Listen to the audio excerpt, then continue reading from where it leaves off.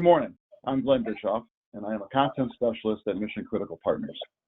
I will moderate this panel discussion, which will explore the technological and operational challenges facing law enforcement agencies as they transition to the National Incident-Based Reporting System, or NIBRS. It is now my great pleasure to introduce our panelists. Maria Cardielos, Executive Director, IJIS Institute. Diana Poor, Deputy Director and Chief Data Officer, Houston Police Department. Josh Kemble, UCR NIBRS Unit Supervisor, Pennsylvania State Police. And last but not least, Bradley Soldaz, owner and founder of Full Circle Training. You also will hear the perspectives of MCP subject matter experts Jim Pingle and Bob Scott during this event. Welcome to you all, and thanks for participating in this panel discussion. Before we begin the discussion, I'd like to go through a few housekeeping items. First, this webinar is being recorded and will be archived on MCP's website in the near future. Second, the audience is in listen-only mode, but you can ask questions throughout this event using the chat feature found at the bottom of your screen. Questions will be placed into a queue, and our panelists will answer them after the discussion ends. If your question is not answered before we run out of time, you will receive an answer via email in the near future. Let's begin. I'll start by asking each panelist to provide a brief overview of the NIBRS migration and how their organization fits into it. Let's start with Maria. Thank you, Glenn. I appreciate the introduction. First off, as Glenn has already mentioned, Maria Cardielos, Executive Director for IJIS Institute. And as many of you may or may not know, IJIS is an organization, a private nonprofit, that has been in existence for about 20 years, and it's all about supporting policies, supporting processes to ensure the operational mission is met, ensuring standards, and promoting partnerships. As many of you know, the partnerships within IJIS are public sector and private sector, and we look to support what are the operational objectives. NIBRS, or NCSX, which is part of the component program, is one of those efforts that IJIS and many partners on the federal, state, and local levels has been involved in for many years. As many of you may know, it's fundamentally a partnership between IJIS and FBI, and I'm referring to the NCSX program. And NCSX was a program that started in the 2013 timeline or area, and it sought to implement and support the transition of 400 sample agencies in order to realize a statistically relevant accumulation of data from those existing agencies that were already NIBRS compliant, and then the additional 400 sites. Of course, the selection of the 400 sites was based upon their size, their geography, their demographics, etc. To that end, IJIS was one of 5 partners that supported RTI, Research Triangle Incorporated, along with IACP, with PERF, with SEARCH, and ultimately with ASUCRP.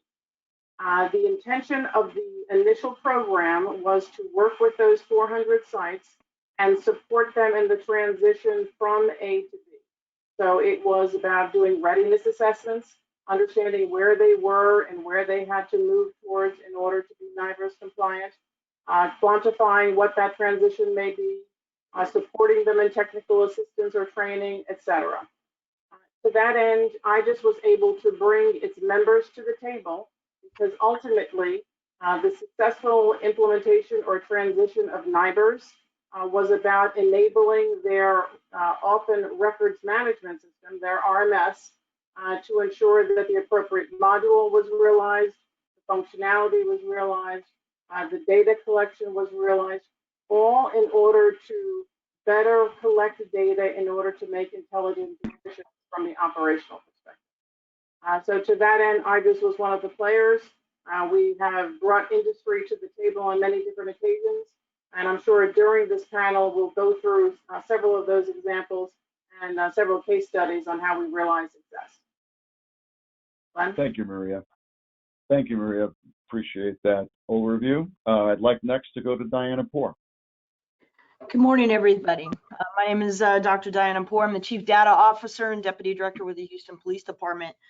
I oversee the command of our research and data governance that has administered all of our record support, our informational support, our strategic planning for data, and public data openness and transparency. So as part of this panel, my role is to look at providing some insight into large agencies or agencies that are still in the transition, moving from the UCR to the RMS. Houston Police Department went to NIBRS in June of 2018. It was quite an immense structure for us. We have over 6,000 employees that are utilizing the RMS structure, 5,200 classified and about 900 civilian staff that are all within RMS. It was a significant change for us, so we had to plan strategically for that long-term management of change policies. You know, when you look at moving a large organization, it's like moving a tugboat. You know, it's 2 degrees to the right, 3 degrees to the right, you know, step by step by step.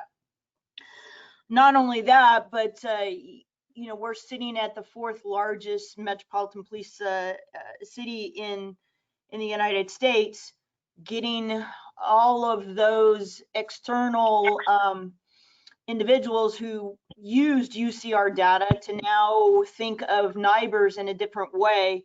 They are apples and oranges. They cannot be compared. There's inconsistencies when you try to make those comparisons. Putting that training out and addressing those community concerns about what type of data they were seeing related to crime and information, and was also and still is a challenge for us. We did pretty good on the transition. I think our accreditation was within our first month. We were able to get under the threshold for accreditation, but we were able to do that because of the structure of our records system and our employees that use our record system. Is I have a staff of about 60 analysts that are assigned to records division that do staff review on all of our reports. So we do not rely on officers and sergeants to approve and maintain quality control on our reports. That's what helped us make this transition and get the accreditation in a pretty timely manner. That is a significant amount of personnel that's assigned to our division and my command, and I'm not sure that other agencies structure their review of quality control and records management and of offense reports in that system. So that can be a challenge. So I'm hoping to provide whatever insight I can to agencies that are getting ready to make this transition and provide our good spots and our woes and foes as we moved along in this process. So thank you for allowing me to be on this panel. Thank you, Diana, for participating, and thank you for your overview. Next, I'd like to go to Josh Kemble. Josh, take it away. Good morning. Thank you, Glenn. My name is Josh Kemble. I'm with the Pennsylvania State Police UCR NIBRS Unit Supervisor. I also serve on the Association for State Uniform Crime Reporting Programs, or ASUCRP, as Maria had mentioned earlier, and I'm the president of that organization. So kind of bring a multi-state, national, almost viewpoint on this. But some of the challenges the UCR programs face, back in 2017, we conducted a state survey on all the states in our association, and two of the primary things that they had identified as main concerns are the resources available as far as funding coming down, and as well as staff levels. Obviously, with the increased workload, increased data set, we are seeing increased workflow here within the state programs, and so we're kind of blessed there. So hopefully we can still provide support for local agencies, though. That's what every state does. Every state does it a little bit differently, but providing training. They have help desk operations, numbers or email addresses that you can reach out to for any help with the NIBRS submissions. Of course, state repositories are all set up differently as well, but most state repositories have documentation that you can download directly from those repositories, whether they're frequently asked questions or NIBRS user manuals, technical specifications, etc. As far as trying to transition for a state agency to transition agencies at a local level, really it just comes down to, kind of coordinating with the RMS vendors and with the agencies, determining when it is that their target date is to transition, and figuring out what needs to happen in between now and then. In my own state, I've worked with some pilot agencies, particularly, kind of representative agencies from different RMS providers, to work through any potential technical issues, whether it be within the coding or perhaps it's a, program business rule kind of issue as well. And what I would, recommend for anybody listening is, become familiar with the NIBRS validations, both within your records management software and within your state repositories. That will help facilitate, correcting any errors and obviously getting good quality data into those state repositories. And also ensure that your vendors are familiar with those state-specific requirements if you do happen to have any. We have a few here in Pennsylvania. We've added a few fields. We've modified some of the collection, but we haven't rewritten the whole book, so to speak. So it shouldn't be too difficult in my own state. But I know there are states that are pretty heavy on the customization. So depending on where you are, it's obviously going to vary as far as how much effort is going to need to occur in order to get your agency over to NIBRS. And as far as what we can do to approach compliance with state IVR specifications, again, it's really just a matter of mapping out statutes to your NIBRS codes, being familiar with those NIBRS validations, and understanding that there's really no cut and dry black and white guidelines for how to map out a NIBRS incident. There's a whole lot of gray areas. I'm sure maybe Brad might touch on later. The data itself, there's some stuff is one-to-one conversion as far as looking from summary to NIBRS, but there are a number of differences, and you want to make sure that you understand those. So I'm hoping I can bring the state program perspective and maybe the ASU CRP perspective here to the table for our discussion today. And thank you for inviting me and allowing me to speak. Thank you, Josh. Again, appreciate your participation and the participation of all of our panelists. For the final overview, I'd like to go to Brad Zolad from the Full Circle Training. Brad, take it away. Thanks, Glenn. My name is Brad Zolad. I'm with Full Circle Training Solutions. I've spent 20 years with the FBI. I spent the last about 5 years or so of my career doing NIBRS training. So my role here is going to be to discuss the training aspect and how it's impacting the agencies. So NIBRS it's very critical, and the training is so different from summary before, where there's just these general guidelines of, hey, let's collect these few things. NIBRS collects so much detail. And when you talk about the biggest difference between the two is going to be the fact that NIBRS is incident based. There's an impact on the officers on the street on how many incidents they write, versus in summary, it didn't make a difference on how many incidents they wrote because it was all being collected a different way. And then Diane mentioned understanding your stats. She was talking about how there's a lot of analysts. One of the big things I do in training is really talking about understanding what the stats mean in NIBRS, because you cannot compare NIBRS to summary. It doesn't work, and it's critical. So many places are trying to do that, and agencies are being asked about their stats and what do they mean, and you can't, if you don't understand NIBRS, you can't explain what your stats mean, and it's really critical. I spent 3 hours with an agency in Texas after class, and that's all their questions were about. What does the stats, what do they mean? What's an incident mean versus how many victims we had? And that is so critical to understand. And it's not just for crime stats so that you can go out and fight crime. It's for the media to understand what this means. And we all know that the media comes in and they see stuff and they ask questions. So if you understand why your stats may be a little different than maybe the FBI stats, you can explain them. And if you can't explain them, that's where a lot of people get in trouble. So it's critical. Some of the other basic differences is we know the hierarchy rule, where summary only reports one thing that happens in an incident, where NIBRS really collects so much more. And we'll get into more detail of that in a little bit. But the difference between collecting 18 different offenses versus 52 is a big difference. So it definitely has an impact. The critical part of why you need to get training. If your system is set up right at the beginning, it really helps. I mean, if you set it up wrong, and then you have to go back and you have to pay a vendor to change it and try to get things changed. And it's much bigger than that, because once you train your officers in your records department, once you train them, you have them trained. And if you have to go back and change all that, it makes it critical. And I've seen so many agencies as I've worked with the FBI, and now I'm on my own, that are too far ahead in the process, and they make decisions and they don't understand NIBRS yet, and it causes them a lot of problems in the future. So getting everything set up right, understanding the impact of NIBRS. Everyone talks about the stats, but there's the impact of NIBRS is on records department. So how they have to respond to errors, and understanding what those errors are so they can get those responded. The impact to officers.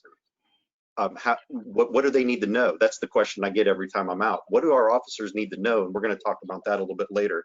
And we talked about stats, but one place that's always left out of training that people forget about is the IT department. Your IT department at your agency is working with the vendors, and everyone focuses on training with officers or with records, and they forget IT is a key part, because they're the ones that are helping the vendors set up everything. And so that all that training is absolutely critical, because we know if we have garbage into our system, we're going to have garbage out. So our stats don't mean anything. So the training aspect is absolutely critical. So that's my role here over this next 90 minutes, and hopefully we can answer any questions you have and provide you some guidance that's going to help your agency make that transition as smoothly as you possibly can. So thanks, Glenn. I'll turn it back to you. Well, thanks so much, Brad, and thank you all panelists for those great overviews. We're going to jump into the topic questions in just a moment. Before we do that, I'd like to remind the audience that you can ask the panel questions. Use the function, it's either labeled chat or questions. It's found at the bottom of your screen. I'm not sure which, I can't see your screens, but either way, use that function, submit your question. We'll get to them toward the end of this event, and if for some reason we run out of time before we get to your question, you will receive an answer via email in the near future. So let's now jump into the topic questions. And the first one, we're going to start with Maria again. And Maria, the first question is this: what benefits do the additional data present for law enforcement, community organizations, government, etc.? Thank you, Glenn. Well, I think that with our changing world around us, there could be no better time than to explain and to realize the benefit of incident-based data. First of all, Brad mentioned a lot of important details related to the transition process and to the change management process of understanding the value of everything that would be available from a decision-making process. There's a lot of mechanics on how to usher those to the decision makers, but the greatest challenge links to your question, because what the data does is provide greater visibility to the real activities that are happening out there.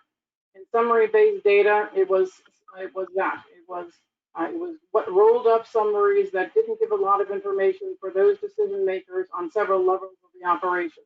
This incident-based data, which will require a lot of change, be it from the technical perspective, the tool perspective, the decision-making process, there's a greater level of detail that is available to decision makers, plural, on many different levels. The agencies, the community, and the press now have at their disposal, and ultimately at their awareness, greater information to understand whether numbers are on the rise or decreasing.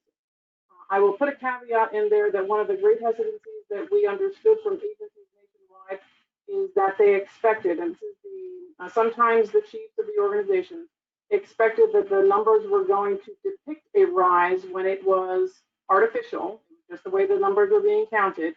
And the education process that we collectively need to support and they need to usher in their individual agencies is of critical value. Because if the agencies themselves are going through the change, trying to understand the value of having this data, those that are on the outside, not really understanding policing, be they from the community, from the city hall, councils, from the education community, from the community development, from the residents, they need to understand that these are not increased numbers by way of activities in most cases. This is a different way of counting so that it's more quality than it is quantity. It's also an issue that from the data perspective within the agency, there's an ability to make a greater data-driven decision process. That means that on what are fundamentally 3 levels of operation, be it within patrol, be it within investigation processes, or be it analytically, looking back to the resources that were provided or the resources that need to be addressed in the future, there are different ways now to crunch and slice and dice the numbers for the betterment of decisions. So again, this is a huge plus. Ushering the agencies and the whole world to understand this is a challenge, and probably one of the bigger challenges that we have from an initiative perspective, but the end is definitely worth it.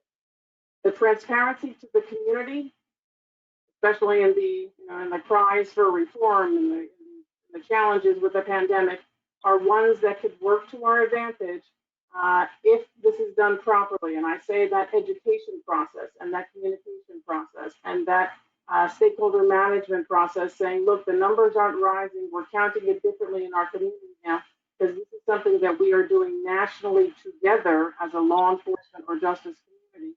It's something that we need to keep reminding either the communications folks, the TIOs, the individuals that are coming from City Hall, that these are things that they have to help us usher. And ultimately, the reality is that everything influences money or is influenced by money. So understanding the value and the real numbers that are happening out there allows the executives to be able to say, either I have a specific problem in this area that I need help responding to, be that with human resources, or with tools, or with tactics, or my numbers are on the increase because of the what's happening in the world right now around us, or any other scenario. But it's based on data. It's not, my summary went up because the UCR numbers came out and it was representative a year or 2 ago.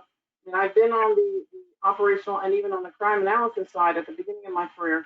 And that's almost a perfect dichotomy between how we counted numbers in the past and how today each of us have the PDAs available to slice and dice. And that's where our agencies with NIBRS can ultimately get to. It is that shift, Diana, that you were making reference to. It takes a long time to shift agency by agency and jurisdiction by jurisdiction. So nationally, it will be a lift, but it's well worth it. Thank you, Maria. Brad, I'd like to go to you next. Here's your question. How do you approach training in each area of your law enforcement organization, specifically frontline officers, supervisors, management and command staff, and records administrators? Well, I think the first thing about training, it depends on where you're at in the process.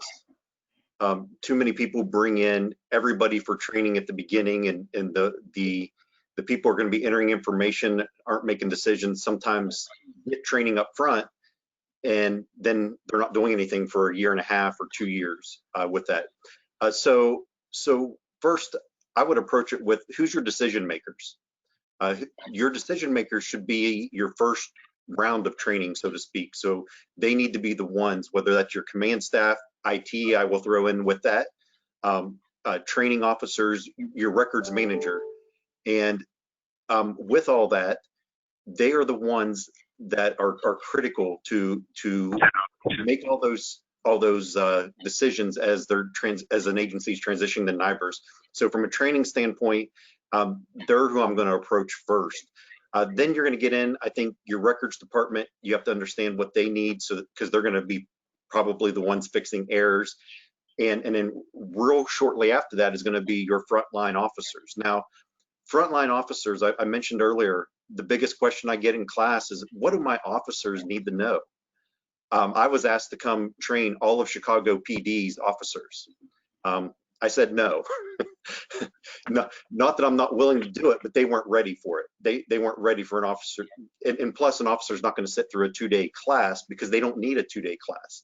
I'm working with an agency now where they want me to come in, look at their system, and see what their system, based off their system, what do their officers need to know? So frontline officers don't need to know what they don't need to know. And so let them know based off of how your system's built. And that's critical because systems are done so many different ways. But if the officer doesn't need to know the NIBRS, every NIBRS aspect, then don't train them in every aspect of it. Give them what they need and make it short, simple, direct to the point. Quite frankly, there's just no classes out there for officers only. And the reason there's not is because every system's different. All these vendors are out there with these different systems, and the vendors don't train the officers in NIBRS. They train them in how to use the system. So it really comes down to back to when you're building that system, involving your decision makers, having someone from records, someone from IT, someone from your frontline officer, someone on the street, not that's been at a desk for a long time. So you get all that good information and make sure that it works not only for records, but make sure it works for your officers as well. And it's absolutely critical because the officers, my neighbor's an officer, he does not want to do anything wrong when it comes to the stats he puts in, but when he hits enter, he wants to be done with it. And so they want it to be efficient. And so it still comes back to building your system properly. So getting the decision makers involved early, and then when you're getting closer to implementation and that time frame, whether that's 6 months out or whether it's a month out, it's quite frankly, it's going to be when can you get training at that point, and getting your records department involved at that point. Chances are some of your agencies, you're never going to be able to train all your officers. So what do you need to do? You need to bring those training officers in, or a few key people that are going to be responsible to train your officers. And there's challenges with that, and we'll talk about that, I think, in another question. But just getting a plan on how you're going to do training. A lot of times people are just, hey, let's just throw a couple people at training and that's good enough. Get that plan. So get your decision makers involved first, your management, your supervisors, and then work your way down to who needs it as you're getting closer to implementing it.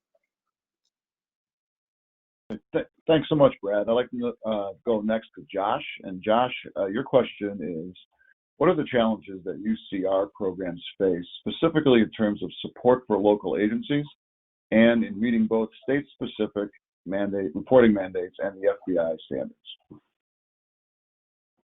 Thanks, Glenn. Well, as far as support for local agencies goes, it really depends on the state. Each state program is vastly different.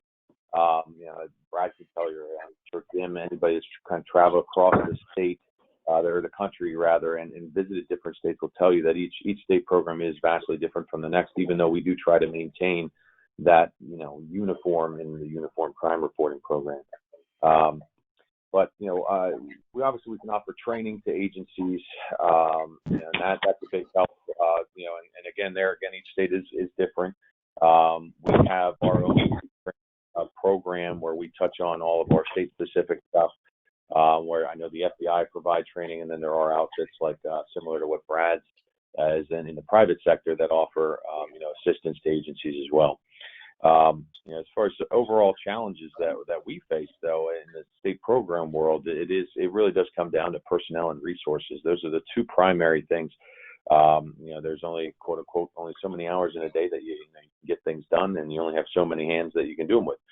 And with all these additional data elements and values, the additional offenses, all the additional detail that's necessary within NIBRS, we capture property information that's not just stolen anymore, right? That's one major transition from summer to NIBRS is you're capturing additional loss types like burned property or seized property. And with all of that comes obviously additional microscopes that need to be placed on the data itself, and that obviously is cause for concern for state programs. As far as meeting both state-specific and reporting mandates and FBI standards, I mean the FBI standards they obviously have changed over time, but for the most part they've just been adding to it, maybe slight modifications to the program over the last 10 or so years.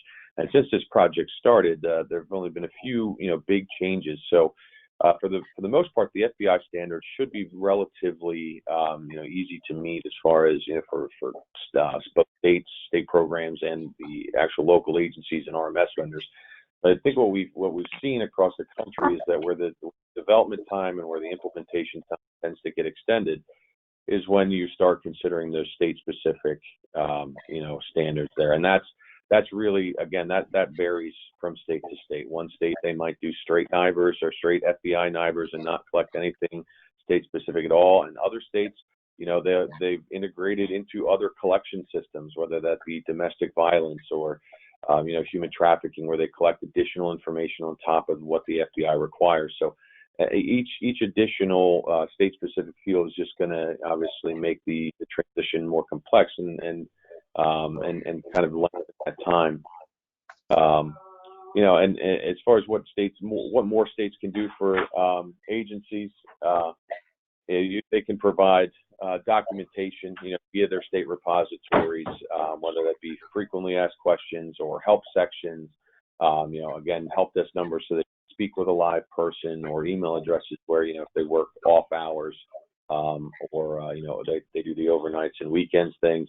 Then they can obviously get in contact with the state program. And I believe every state program for this, we have a state program in every state now. I think pretty much every state has a help desk of some capacity or another. So that's kind of what we're looking at there. And any other challenges that we might face, it really is state specific.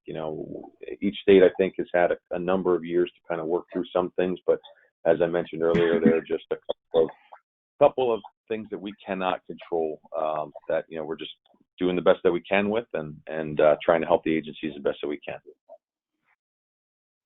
Thank you, Josh. I appreciate those thoughts. And last but not least, on this first topic question, I'd like to go to Diana Poor. And Diana, your question is, how do you approach and manage training within a large organization? And certainly the Houston Police Department qualifies as such. Yes, I'm going to echo some of the things that Brad talked about earlier.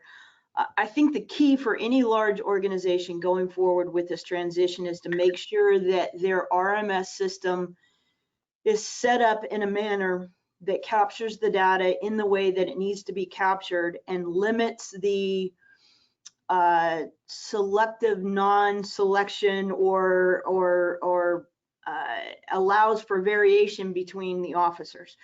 We had to go back, once we implemented, we had to go back and look at some of the fields that we thought we could leave open and not make them mandatory, and have to go back and make them mandatory. So I think it's really important that, as Brad talked about, is you start with a large organization is the system itself. I would echo his key points of management and records administrators need to be on the same page about how the data is going to be collected and how that data flow is going to occur. We erred on the side of a lot of our staff review, cleaning up the errors. But what we saw is that we had then officers taking advantage of the fact that they knew records was going to clean it up. So they would take as limited and short of information that would be required to put in, and then just kick it to records management to let them finish out whatever the NIBRS requirement was. We saw that increase in our workload in records division over the first year. We are moving that back now to the supervisors and the officers. Some of the crimes that do not require TCIC, NCIC entries, do not require, they're not murders, they're not robberies, they're the lower level types of crimes. We're kicking those back. So we're not going to staff review those. We're kicking those back to the supervisors and having the supervisors evaluate for the errors, which ties back in quality control for the officers and quality control for the supervisors, which increases our probable cause statements for the district attorneys and all of those types of things. So I think it's important that the records management system itself be set up appropriately, and the first training on any type of change has to occur at the records and the administration level. Then it's just rinse and repeat. Keep on the training. if you see errors that are coming up, it's circulars, it's flyers, it's refreshers, it's videos, it's getting them to understand the importance of what this data does and how it falls into the bigger picture related to our social issues that we're facing in our communities, and having that insight. We are requiring a lot of our officers now to really get engaged with the data coming out of my command at the community level.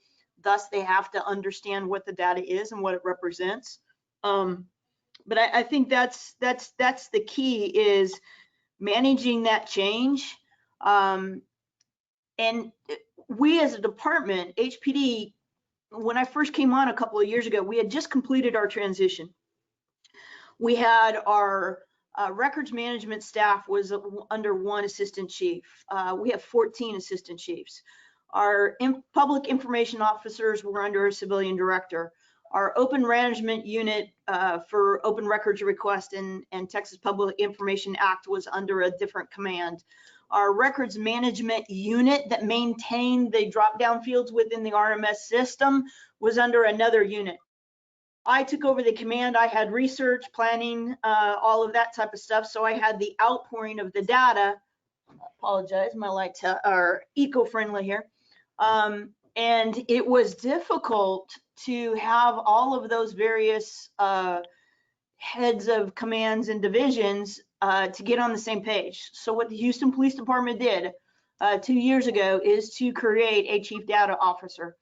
And I, as the chief data officer, have control of any information within the Houston Police Department. So records is underneath me, open records request is underneath me, research is underneath me, data governance is underneath me, so that the teams align with this new philosophy of understanding NIBRS and the detail that's in NIBRS that we didn't have to do to that degree when we were under UCR. And I think that has helped. I know it has helped us. I know the other chiefs are glad that we have a one voice.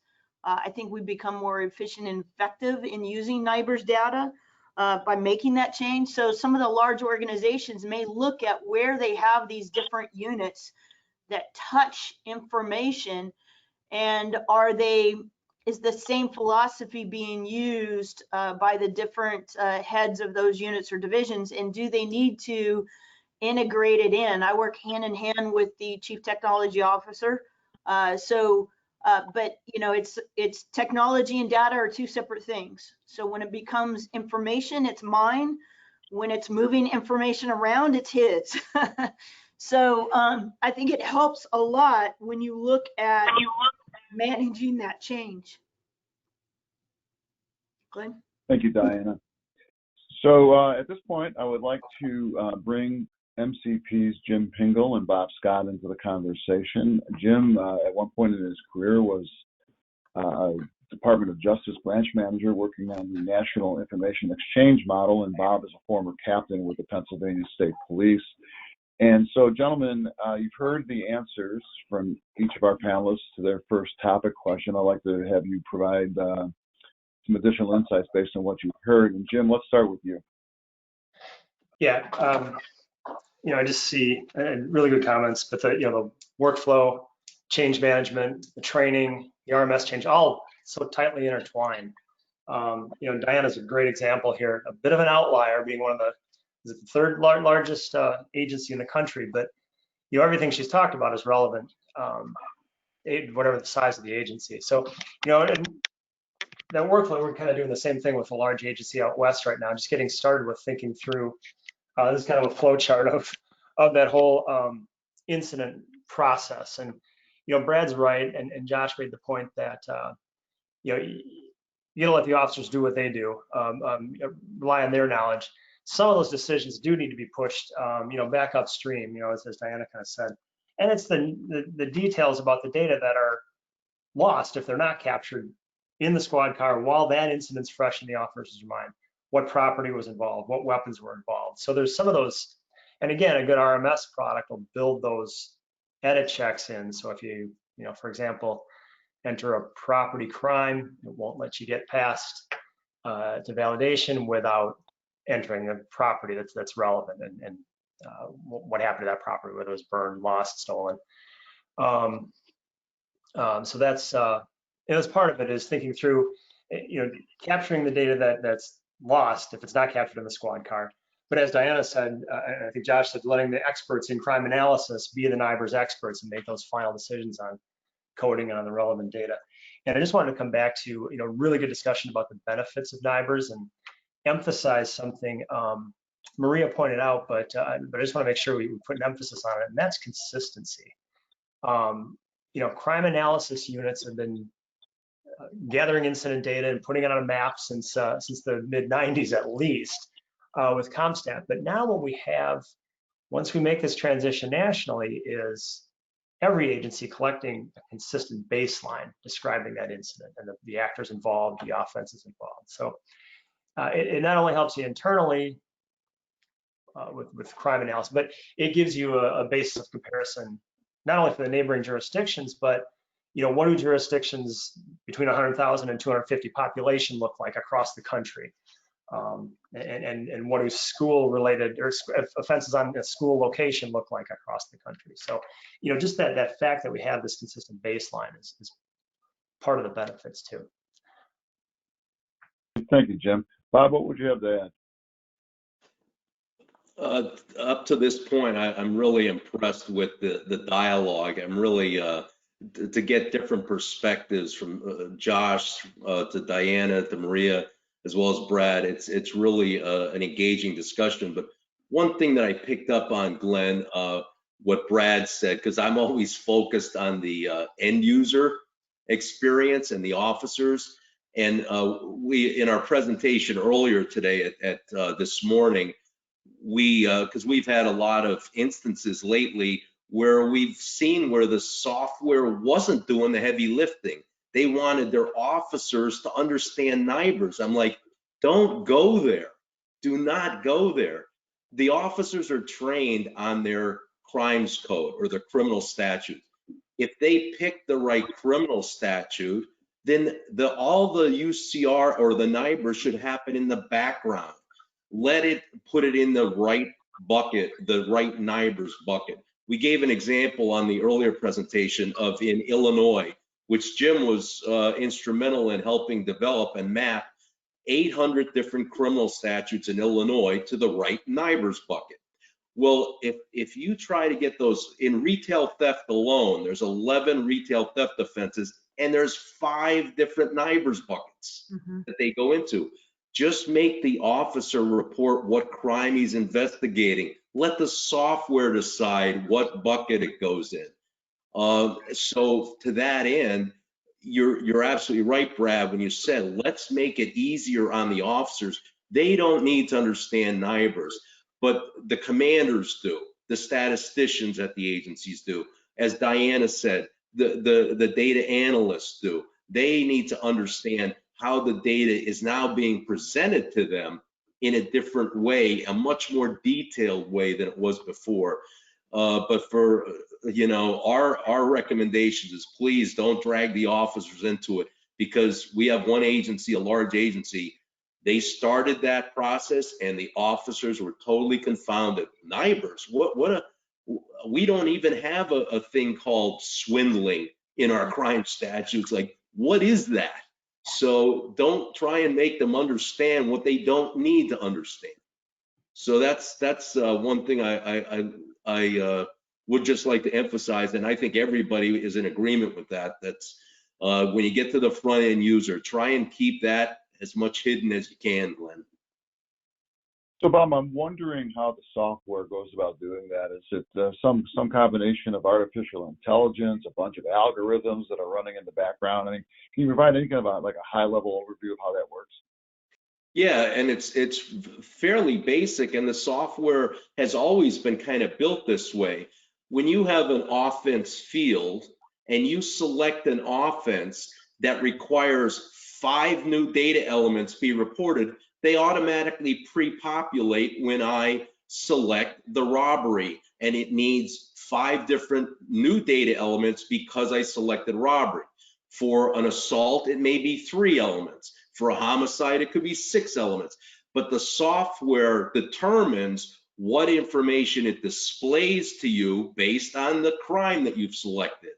And the software knows that because this crime you selected is in this NIBRS bucket, now it displays the data elements that you need to collect.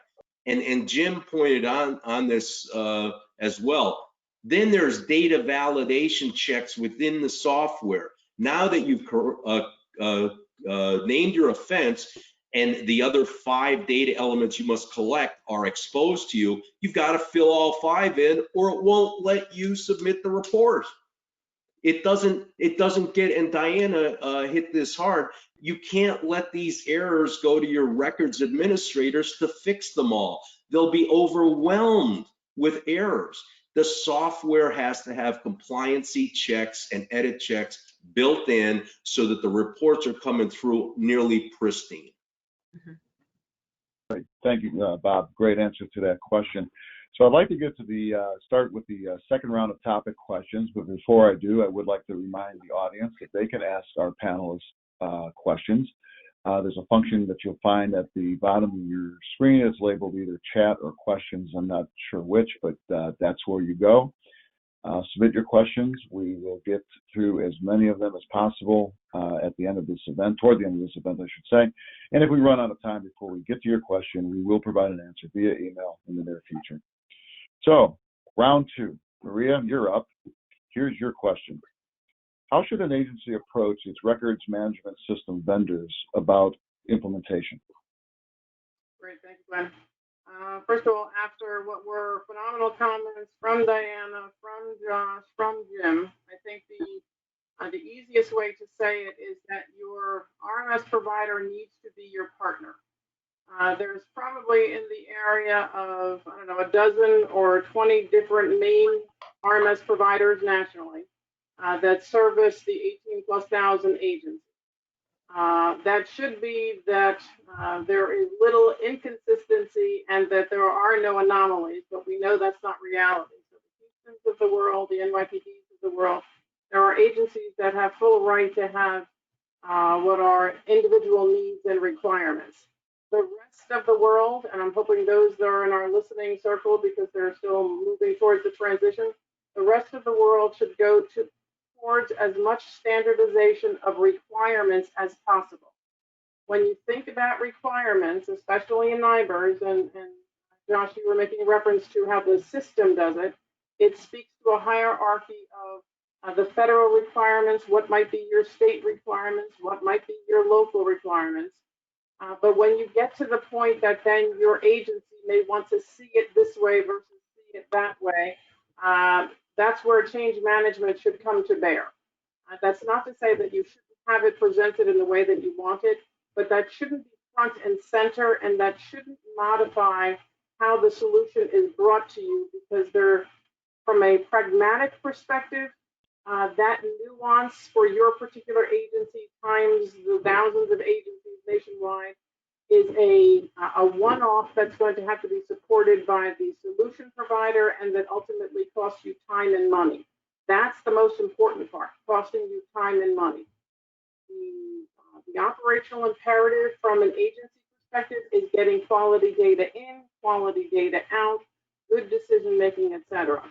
The partnership with their solution providers has to be directed by a clean line of requirements, and then needs to be understood that where possible, standards, taking the IJIS position, is one where we should all try to come to center. And the standards could be the process issues, the standards is the technology issues, the standards are the APIs, the standards are coming to center and translating the data and the processes in order to meet those operational requirements. And then ultimately, it's keeping the relationships open between the service provider and those agencies. This has been a decade or 2 or 3 long process that, of course, continues to evolve over time. The service providers that are now somewhat inundated or burdened or reaching that 2021 mark for January, trying to get as many agencies done as possible, are of course trying to get the deadlines met when sometimes the agencies can't move as quickly as they could or should or need to. To that end, there needs to be an open dialogue between the two partners to be ready for what's next, to understand the impact, to address the process issues, to address the data quality issues, to address the training issues. So open dialogue, and a term that I hate, the transparency, has to be front and center in order to be able to ensure success by your service provider, and most importantly, ensure success by your agency. Thank you, Maria. All of that makes a lot of sense. Brad, I'd like to go to you next for your second topic question, which is this. And you've touched upon this earlier in this event, but again, give us an idea of why training is so critical during this transition process. And I'd like you to specifically think in terms of, as it relates to the great amount of the additional information that's going to be collected via NIBRS compared to UCR, and then specifically talk about some of the specific NIBRS coding rules and things like that, if you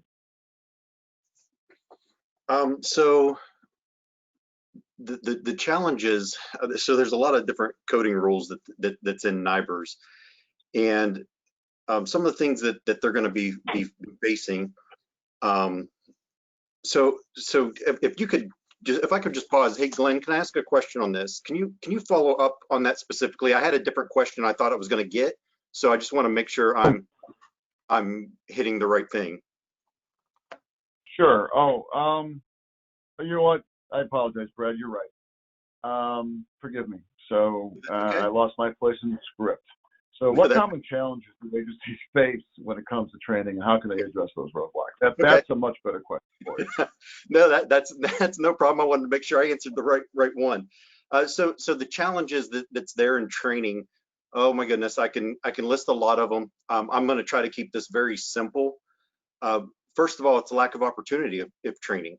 The FBI, I left there about 3 months ago. There was only 4 of us to cover all the states and U.S. territories. We were limited to going to a place once every 2 years. You know, now the limitations that the government has, whether it's the FBI or the state, is the fact that you have to do almost everything online. You know, because of COVID. So there's challenges there. State programs. I covered at one point 18 states and 3 U.S. territories. Josh was the state that I helped out with. Josh does a lot of his own training, so he covers that. But as he said, some states don't. There are some states that have no training, that they don't have the personnel to do training. So it's very hard to get that opportunity to have training for agencies. Money to attend classes. So whether that's attending a private class where they're paying someone that's a private company like myself, or whether it's just, hey, there's a class going to be in this area and you have to travel and overnight expenses. There are just policies in place of where either they don't have money or they're not allowed to travel. One of the things I've seen common almost everywhere I've went over the last 5 or 6 years is people coming in the idea with the train the trainer, that they send someone to a NIBRS training class one time, and that person's going to come back and then train the whole department and everything that has to do with NIBRS. That does not work. Okay? I'm going to repeat that. You cannot train one person, especially when they have no experience in UCR summary or NIBRS, and then expect them to come back and train. I just did that 2 weeks ago, and I had 3 ladies from an agency, and their job is to go back and train everybody. One of them's getting ready to retire. One had some experience and one had very little experience. They can help. They might know more than everyone else, but they cannot be an expert with one training in NIBRS. The guys I trained with at the FBI have been doing this for 50 years between 2 of them, and they are still learning things. So it's a process. So please don't expect to send one person to training and them to come back and be able to train everybody and know everything. Other challenges is lack of staff. I received an email for someone that's going to be in my class tomorrow, and they're like, hey, we have sickness and we're going to be popping in and out. Even when they can be in class, sometimes they can't really be in class because they have all these other things going on. Turnover. One one agency, an officer on afternoon shift, she called me, and when she called me, she said, "Brad, I'm taking over NIBRS because our records department manager retired, and they're putting that to the officers now." And she got a folder literally with my phone number on it. That was her training. So the turnover of training of trying to pass that knowledge on to the next round of people is very difficult, because sometimes people don't share that knowledge, and then they're gone before they can share the knowledge. So turnover is so difficult. I can't imagine the turnover you have at Houston PD, but at least you have a lot of people. Imagine some of these places that have one or two people, and when they retire or leave and take a new job, they take all that knowledge with them. I think somebody mentioned this. I think Bob might have said this, but consistency. When I go out and train, I tell people, please be consistent with what you do. If I was training Houston PD and I had every officer and they had 4 choices and every officer chose the same one, I would be so thrilled. Because if they're choosing the wrong one, you know what I can do? I can train them to go, hey, don't choose A, choose C. But if they're training or using A sometimes and B sometimes and C, there's nothing to do it. So when we talk about consistency from agency to agency, I'm actually talking about consistency within your agency, because so many places I go to, I ask a question during class and it'll be 5 or 6 people from the same thing, and they'll all give me a different answer, and they're in the same agency, let alone in the same state. So getting that consistency inside your agency is critical. The other thing I'm seeing a huge challenge in is mapping of offenses. Some people have mentioned that from state to state. Some states this is better than others, but this is coming back to where some vendors are choosing to do mapping of a 1-to-1 when it comes to stats, and a 1-to-1 mapping does not work. That's not NIBRS, but it's easier to program, and your officers don't need to know anything at all. But Bob's right. You want your officers to know the least amount that they do. Make it as easy on that officer or whoever's entering that information. But because some RMS systems don't have the proper, I mean, they're almost too big, because they're doing systems for all these different places, and so it's hard to customize to what you need.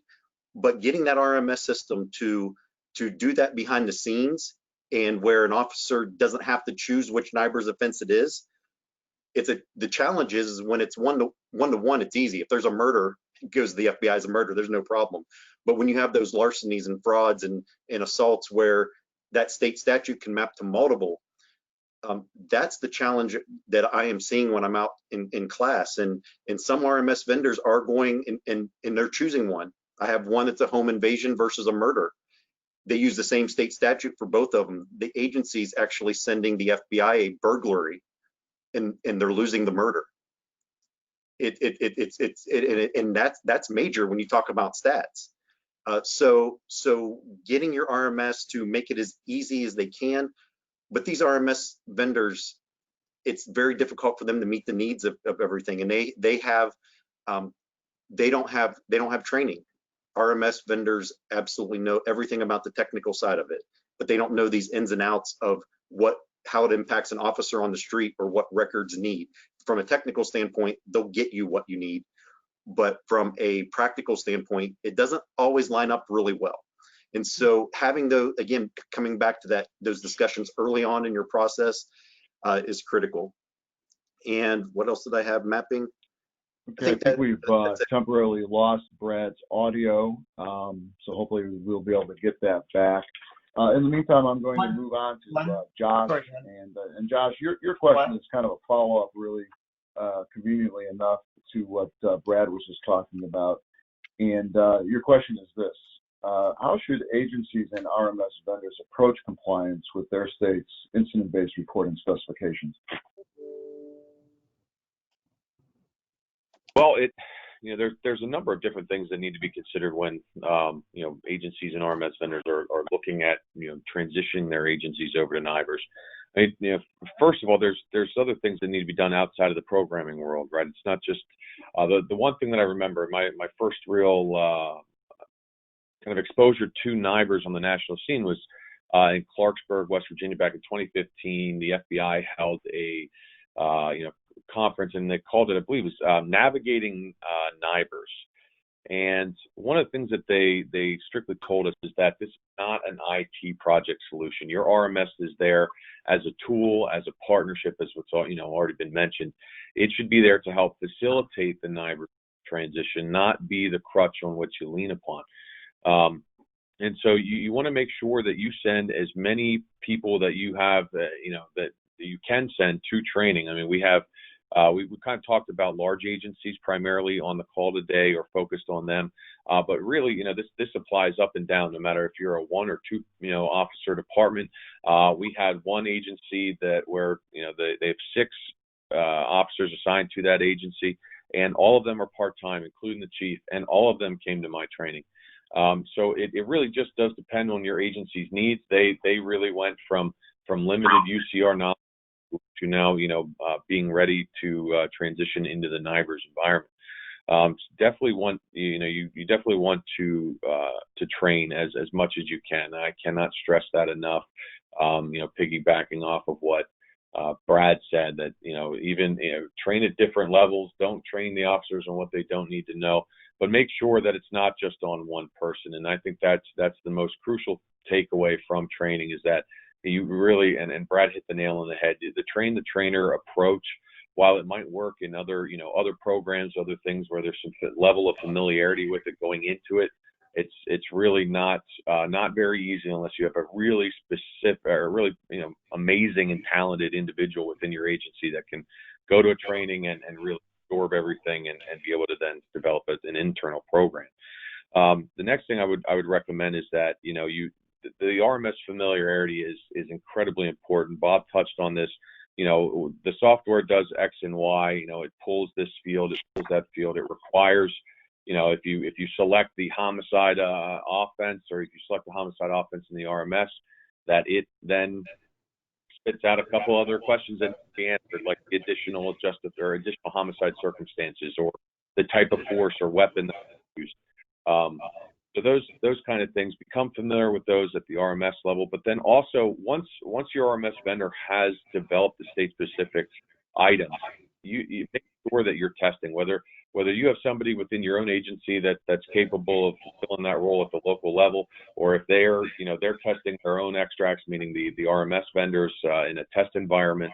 I think most states have testing environments available, and I don't know if they make them available to RMS vendors or not. But I'm sure they'd be able to facilitate any kind of testing that your RMS vendors or you would want to do at the agency level. You want to make sure that you understand your state transition requirements. Here in my own state, we have a certification process. It doesn't work identical to the FBI, but it's heavily based on the FBI's own state standards for state repositories and state programs, where we maintain that agencies need to submit a file that maintains a 4% error rate or less, and making sure that we're reporting all of the necessary offenses and property information, and that we're not submitting any kind of statistical anomalies, like a 4 or 5-year-old being charged with a crime against person, for instance. And the last thing that I would recommend is communication needs to remain open between yourself and your vendor and the state program, and of course your agency. If your vendor, your point of contact at your vendor, is not familiar with your point of contact at the state program, I would strongly recommend that you introduce them, because that will help facilitate these things. I've developed relationships with the RMS vendors that operate within Pennsylvania, and it has extremely helped facilitate any kind of issues that we may have.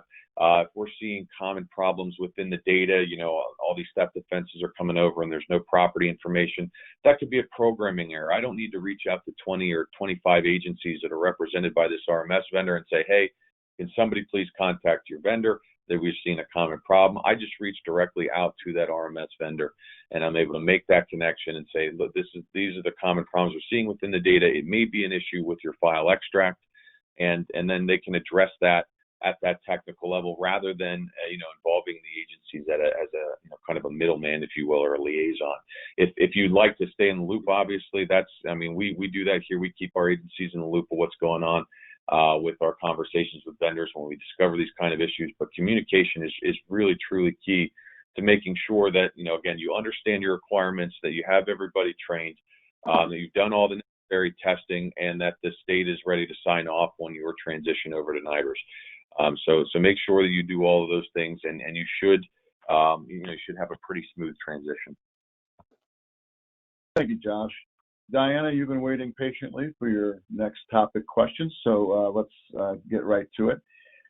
Has the transition to NIBRS improved the quality and completeness of data for crime analysis, and specifically, how does Houston use the additional data available via NIBRS? Well, let's go back to change management. You've got a transition from summary data to now you're going from 16 data points to over 50 plus data points.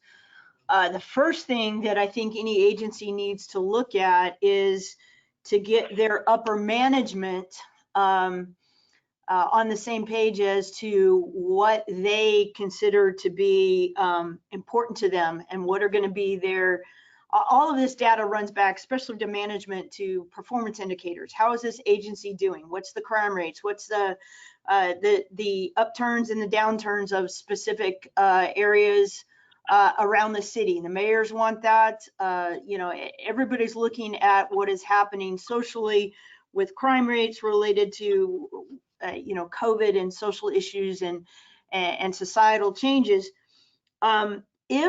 If the organization still has the philosophy of key performance tied back to just those single violent crimes of murder, rape, robbery, and they're not taking into consideration the extra detail that NIBRS can provide for them, your analysts don't look at the extra detail then, because the philosophical approach of the commander that's in the field is, I really don't care what that secondary crime was related to or that third crime was related to. I am still on the hierarchy UCR summary of it's a homicide. So we had to address that. We had to look at that and have some pretty in-depth discussions related to what management wanted to see as far as data and how we were going to track crime and the details of that information. Once we were able to make that philosophical change within management, and management supported then the NIBRS structure and the added detail, the analysts out in the field or the analyst in our crime center were much more in line with what their supervisor was asking them to do, where their focus should be. So I think it falls in line as you've got to look at what management is going to, in their terms, count as important and not important. From there, the sheer data change has been phenomenal related to how we can increase the depth of our connections by MOs, by time, by race, and those other factors, because NIBRS collect it where UCR didn't.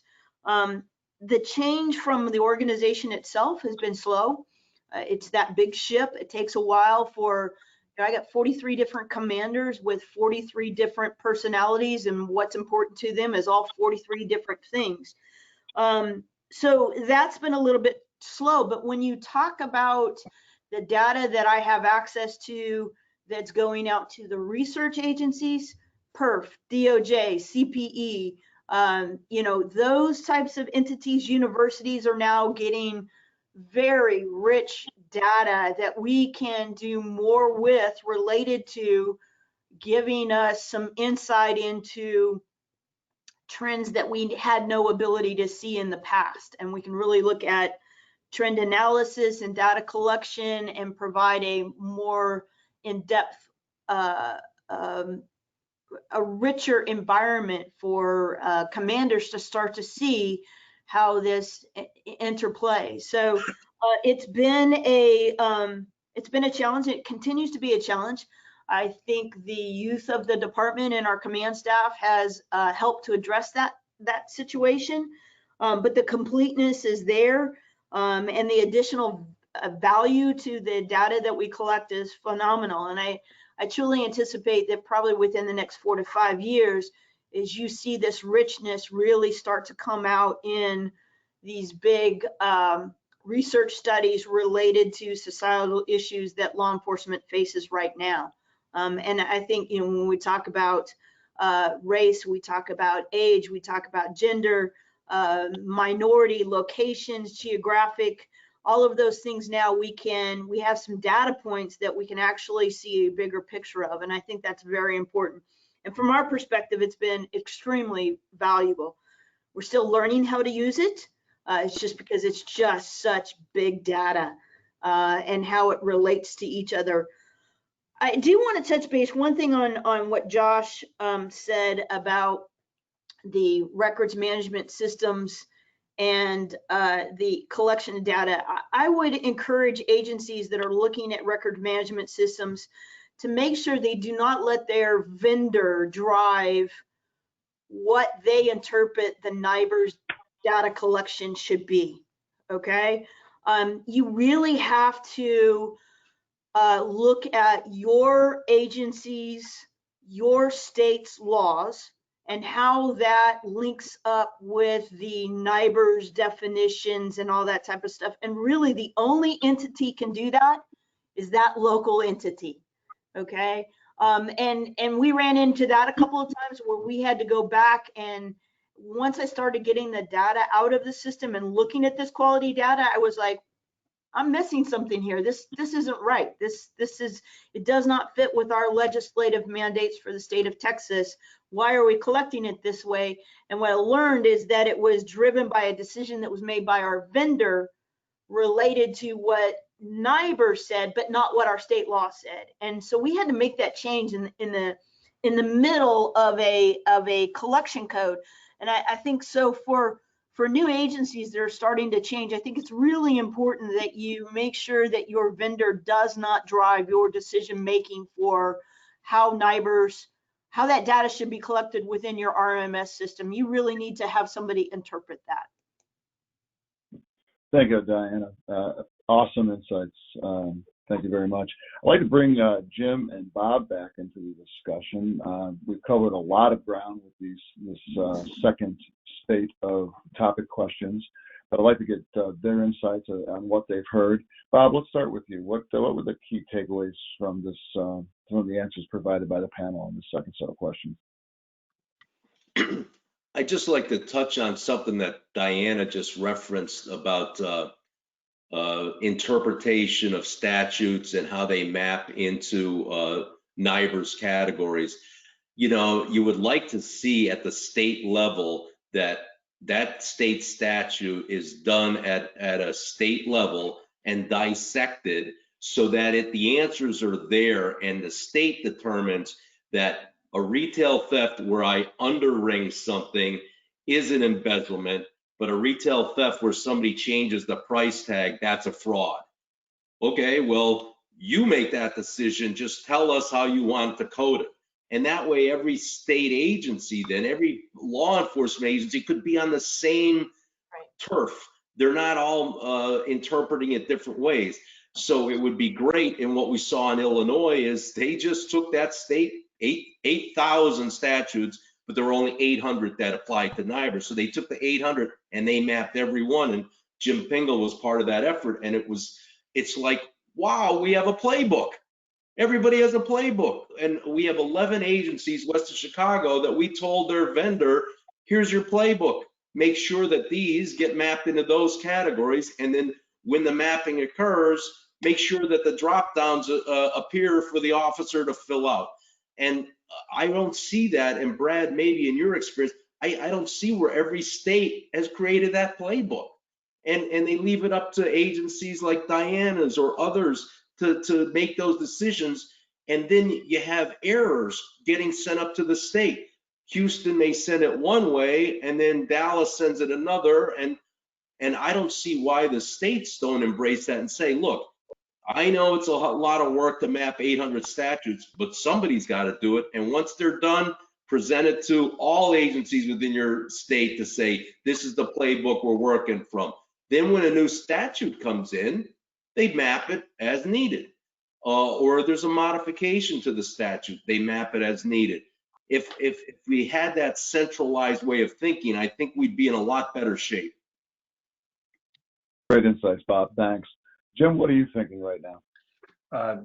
Just to be brief and give our panelists as much time as possible, Diana stole my thunder a little bit, and I knew she would, but as Brad and Josh were talking, I just wrote down top-down commitment. You know, seeing and articulating the value of making this transition and then staying the course. You know, there's going to be resistance, and you know, it's from the chief through the command staff. Not always easy, but that's one of the critical success factors of doing this. So. Thank you, Jim.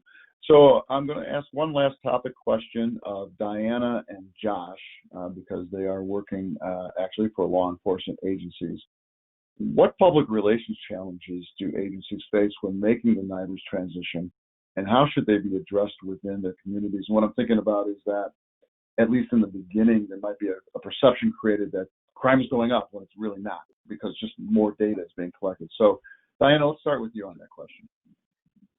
Yeah, we knew that was going to happen when we made the transition, and based on the differences between the data sets, we immediately went to the public and started educating the public on what NIBRS was and what the difference was between UCR summary and NIBRS, and that you could not compare them apples and apples.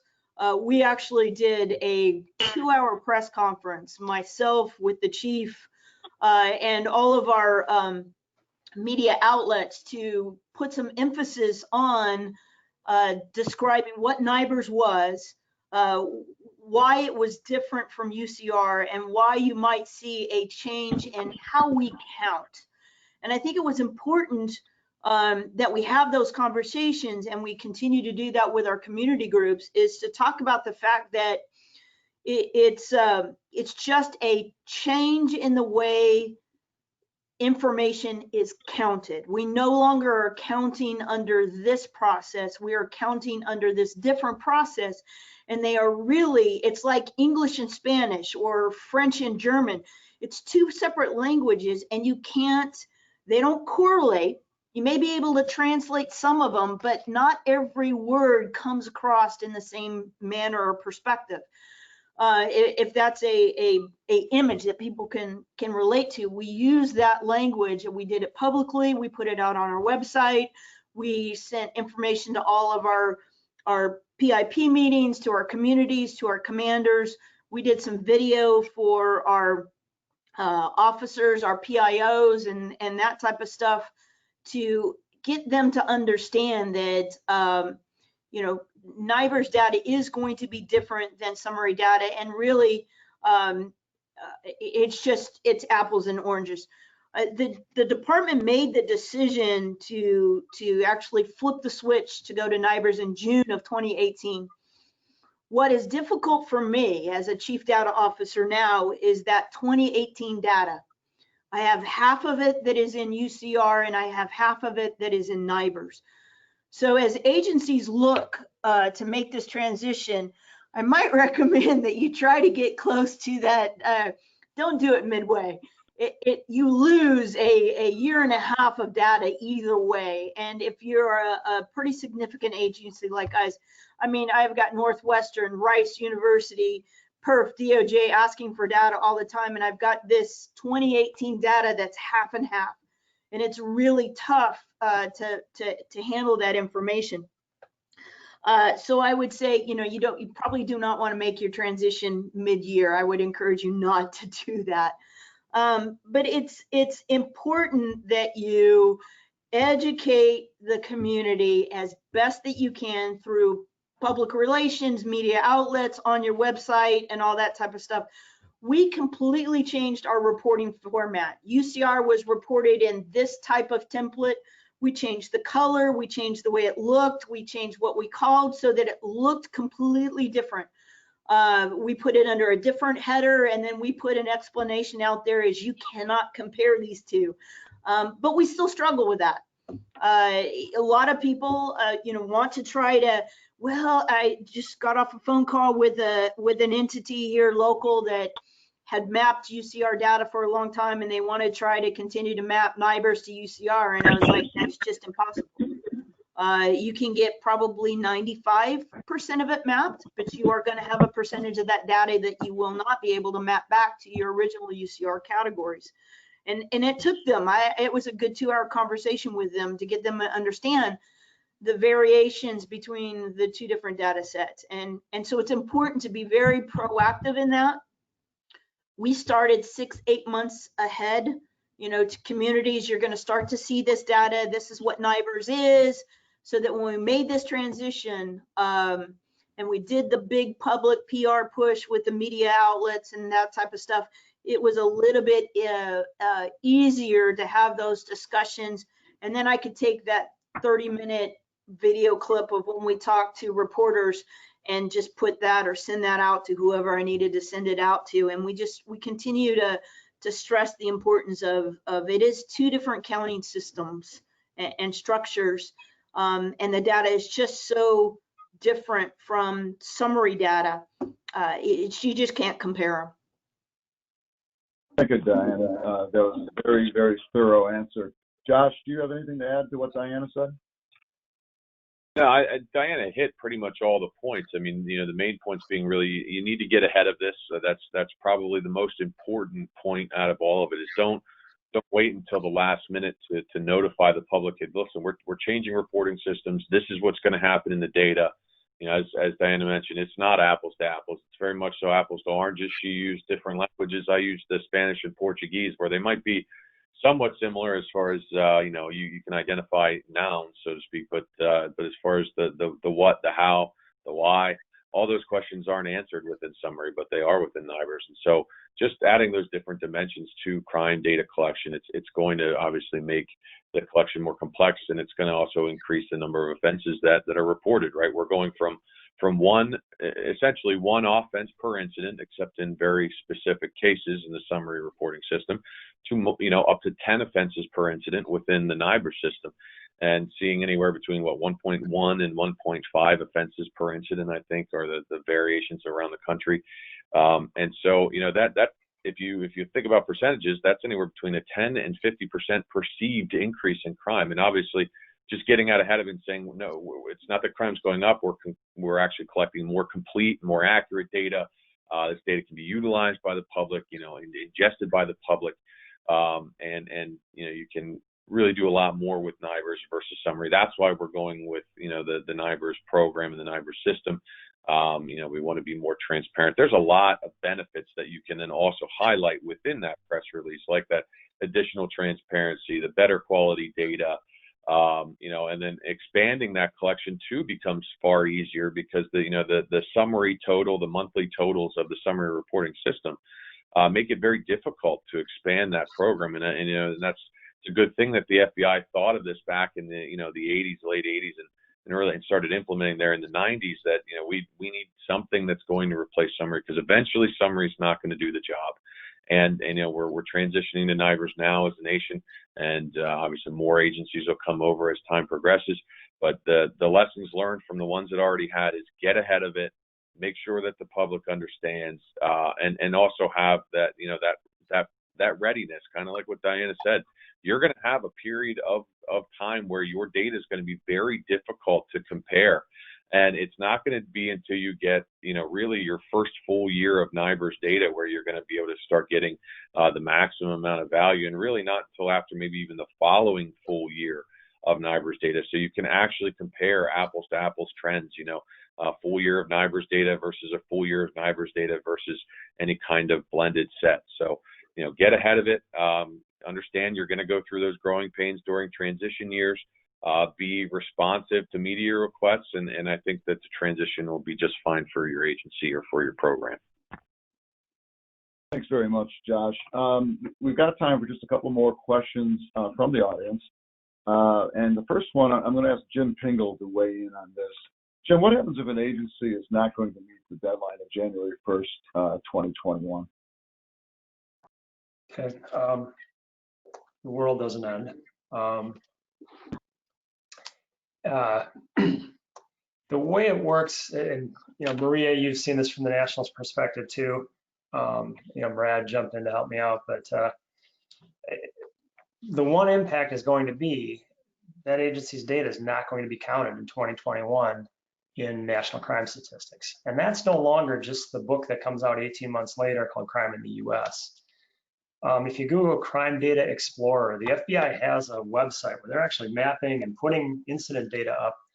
Right now, I think their goal is as recently as within 3 months of it being submitted to the FBI. So there's, you're not gonna be part of this groundswell towards more transparency for your community. Not gonna be part of that. Eventually, federal grants like the Burn JAG grant or formula are going to be affected. Starting in 2021, those calculations have always been based on population and reported crime. So when reported crime is NIBRS instead of summary, and the FBI said we're not collecting summary, and that's what that means. Now that formula, which has kind of a 10-year moving average, so the effect's gonna be dampened. It's not gonna be immediate, but you're gonna start seeing the effects on that Burn JAG funding flowing more disproportionately to the agencies that are submitting NIBRS. Maria, anything else to add as far as, I guess the other point is the FBI has been unwavering about that deadline through 2020 and all that's brought us, so. I would reinforce your comments, Jim. I think the only caveat that I add is that time can change anything. This has been an extraordinary year. If the deadlines move at all, I think they're going to be insignificant. And I think from the federal perspective, from the state perspective, and even from the agency perspective, none of us want to lose the momentum that agencies are moving towards this marker. This has been decades in the making. For the Bureau, in the specific example, to come out in August with a notification that they were going to delay was, that was not a bet that any of us should have made. So I do wholeheartedly agree with you, Jim, that the world is not going to come to an end. Stats are going to be reported in a more fragmented perspective. This will continue with the transition period, but I think agencies should learn from all that the Houstons of the world have done, because Diana, truly, yours is an anomaly in so many fashions. The formula, the composition, the geography, the volumes of your numbers, but how you dealt with it is not how typical agencies deal with it. You did the comprehensive approach. You did the top-down approach. You did the governance and the communication and all of those critical things. Unfortunately, most of the agencies don't do that, and that's really the greatest lesson of all this. Do as much as you can, like the Houstons of the world, because I think it makes the transition more palatable and more successful and far greater value when you come out the other side. Thank you, Jim and Maria. We've got time for just one more audience question. I'd like to have the openness to the entire panel, and please be succinct in your answers because we are sort of running pretty close to the end here. How have RMS technologies evolved to support data validation? Who would like to jump in on that first? Well, I'll first weigh in. RMS's systems have greatly evolved, especially with the advent of the web-based or cloud-based browser-based solutions, a tenant that everyone shares, that everyone has their own slice of, and what we've seen a lot, Glenn, is the agility of making changes in the new systems aren't like they were 10 years ago when you had to write up the requirements for the change, get a quote, write code. The software platforms are a lot more agile now in being able to apply those changes. But to address your question, Glenn, I think it's the algorithms and whatever within the software, that some native intelligence in there, that when certain selections are made, it drives other selections.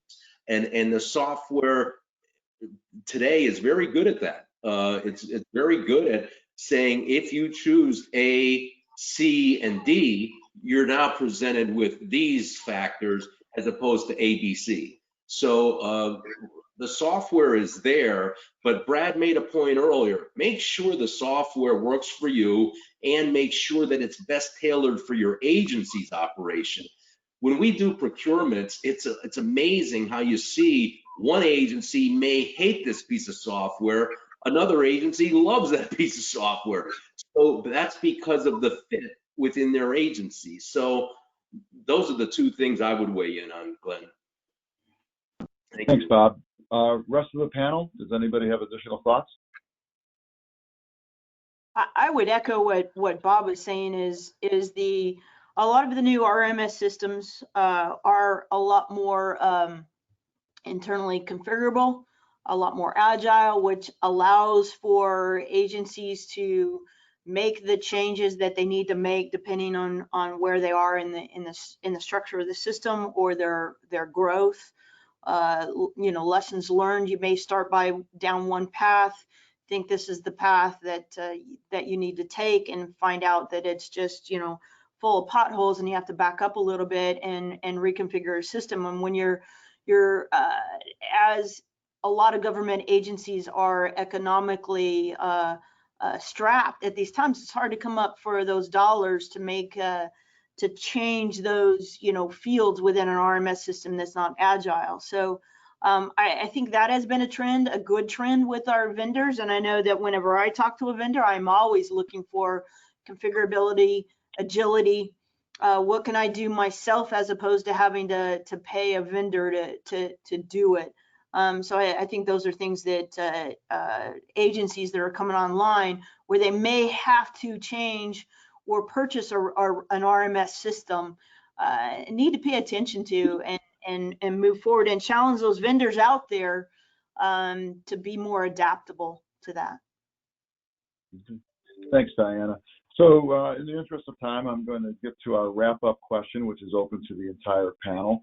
And I'd like to have each of you briefly give the audience your thoughts on what the most important takeaways for them are of all the things that you talked about during the session, and we covered an enormous amount of ground. What's the one key takeaway that you would want to leave with the audience as we conclude? And Brad, we haven't heard from you in a while, so why don't we start with you? Hey, can you hear me now? I can. Awesome. I'm going to keep it one word: knowledge. I'm from the training standpoint, having the knowledge inside your agency, inside your department to make that transition, to understand NIBRS, to understand your vendor. We talked about a lot of communication of going back between your state program, the agency, the vendor, but having that knowledge is critical. If you're going to switch to NIBRS, you got to understand it. Maria, what are your thoughts? I want to use a couple more words. I would focus on change management on all the levels: tech, policy, communications process, internal, external, etc., and communications. That is, in some ways, almost the driving factor, because that's the easiest to drop off the list, and it's the one that usually, if you miss it, it's going to bite you a little bit later in the process. And that's most especially externally with the constituents, with the community, etc. So I would focus on those two components amongst others. Thanks so much, Maria. Diana, what are your thoughts? You're not alone. Reach out to somebody that's done it. Reach out and talk to people. Work with different agencies that have implemented what were their barriers. So don't think that you have to do it by yourself. Reach out and talk to somebody. I think that's been a key that I've tried to do, and I think that will help agencies that are making that transition. Lessons learned. Reach out and talk to other people. Diana. Josh? Well, I'd actually have to go back to a question that Brad asked me, I think, in my very first training class I attended of his, and that was, whose job at your agency is it to manage the data quality and your UCR data? And it was a trick question because people in the class are raising their hands, and it really does fall on everybody within your agency. As Jim mentioned, it's a top-down mentality. You need to have everybody on board. So do whatever you can to get that culture moving in the direction of NIBRS and work together. In addition to everything else has been said, get the knowledge, make sure that you you coordinate and you have good communication, and your transition to NIBRS should be pretty smooth.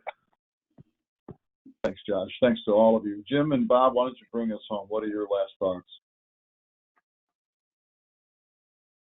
I can't add anything to what our panelists had. Thanks so much. We had a great representation of national, state, and local perspectives on this. Hope everyone that's still with us got everything out of it that they needed to. And I think Tessa would encourage folks to email us at mcpmarketing@missioncriticalpartners.com if you have any further questions, comments that we didn't get to. Thanks again, everybody. Yes, thank you to the panel. Great insights. Thank you to the audience for spending the time with us today. Enjoy the rest of your day. Thank you very much. Great job, panel. Thank you. Thank you, everybody. Good luck.